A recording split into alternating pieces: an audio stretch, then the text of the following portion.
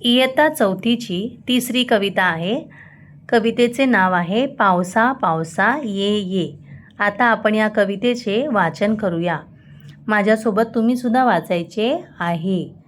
ऐका, म्हणा, वाचा.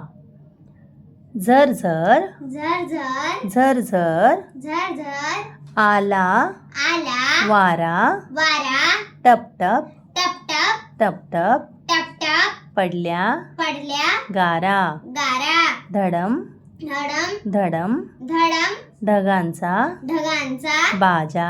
बाजा कोकिळ म्हणतो कोकिळ म्हणतो पाऊस राजा. पाऊस राजा पावसा म्हणतो पावसा म्हणतो पाणी पाणी. पाणी पाणी धरती म्हणते धरती म्हणते घ्या न्हाऊनी. घ्या नावनी नदी नाल्यांना नदी नाल्यांना आला पूर. आला पूर केर कचरा खेळ कचरा गेला दूर.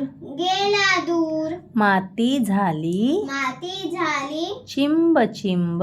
चिंब चिंब आता उगवतील आता उगवतील हिरवे कोंब. हिरवे हिरवे कोंब गडगड करते गडगड करते वीज राणी. वीज राणी आम्ही गातो आम्ही गातो पाऊस गाणी. पाऊस गाणी पावसा पावसा पावसा पावसा ये ये. ये पीक पाणी पीक पाणी खूप दे. खूप दे. या कवितेचे या कवितेचे कवी आहेत कवी आहे उषा किरण उषा किरण आत्राम. आत्राम.